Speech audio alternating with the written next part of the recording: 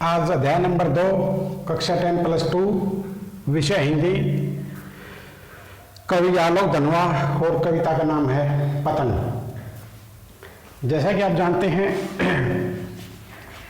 जो ही गर्मी की ऋतु आती है तो सभी बच्चे चाहे शहर हो गांव हो अपनी छतों के ऊपर पतंग उड़ाते हैं।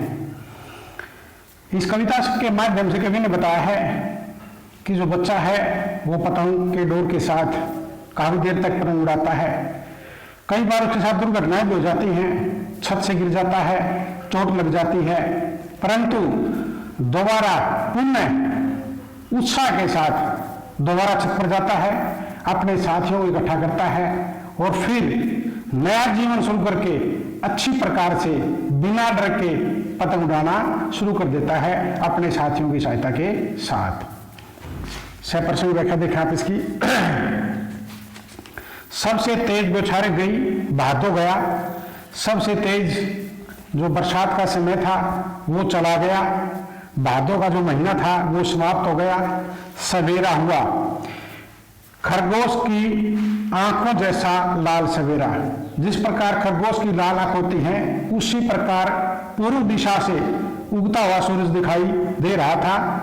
शरद आया पुलों को पार करता हुआ, शरद ऋतु का आने का समय हो गया था। मार्ग की प्रत्येक रुकावट को पार करके वो शरद ऋतु आ गई थी। अपने नई चमकीली साइकिल तेज चलाते हुए, घंटी बजाते हुए जोर जोर से वो अपने नई साइकिल के ऊपर सवार होकर के जोर जोर से घंटी की आवाज करते हुए, चमकीले इशारों से बुलाते हुए पतंग उड़ाने वाले बच्चों के झुंड को, जो बच्चों का झुंड था, बच्चों का एक समूह था जो पतंग उड़ाने का इच्छुक था, वो अपना इशारा करके, अपना संकेत करके उन बच्चों को बुला रहा था। चमकीली इशारों से बुलाते हुए, आकाश को इतना मुलायम बनाते हुए कि पतंग ऊपर उठ सके, बच्चों को बुला रहे थे और वो आकाश को अपनी पतंग के माध्यम से इतना कोमल बना रहे थे कि जो पतंग है वो आसानी से आकाश के अंदर उड़ सके। दुनिया की सबसे हल्की और रंगीन चीज उड़ सके, संसार की सबसे हल्की और रंगदार चीज आकाश के अंदर उड़ सके, दुनिया का सबसे पतला कागज उड़ सके और संसार का जो सबसे पतला कागज है वो भी आकाश के अंदर उड़ सके। बांस की सबसे पतली कमानी उड़ सके, जो पतंग थी वो पतले बांस के द्वारा बनाई हुई थी, वो भी आकाश में उड़ सके। कि होश के सीटियों, किलकारियों और तितलियों की इतनी नाजुक दुनिया, और फिर होश के छोटे छोटे बच्चे थे वो आपस में पतंग को देखकर किलकारियां मार रहे थे, सीटियां बजा रहे थे और ऐसा लग रहा था पतंगों का समूह मानो आकाश के अंदर रंग बिरंगी तितलियां उड़ रही हों। जन्म से ही वे अपने साथ लाते हैं कपास, कपास मुलायम। जो बच्चे हैं वो जन्म से बड़े मुलायम होते हैं, बड़े कोमल होते हैं। पृथ्वी घूमती हुई आती है उनके बेचैन पैरों के पास। जो पृथ्वी है वो घूमती हुई उनकी बेचैन पैरों के पास आती है। जब वे दौड़ते बेसुध मस्त, जब वे मस्त होकर के दौड़ते हैं, छतों को भी नरम बनाते हुए वो इस प्रकार दौड़ते हैं कि छत भी उनको बड़ी ही नरम, बड़ी ही मुलायम दिखाई देती है। दिशाओं को मर्दंग की तरह बजाते हुए, मर्दंग एक वाद्य यंत्र, दिशाएं भी ऐसे बजने जाती है मानो कोई वाद्य यंत्र बज रहा हो।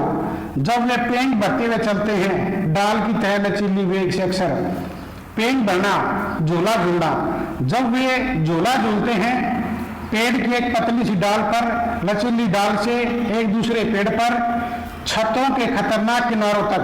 जो छतों के किनारे हैं वो बड़े ही खतरनाक होते हैं, उस समय गिरने से बचाता उन्हें सिर्फ उनके ही रोमांचित शरीर का संगीत।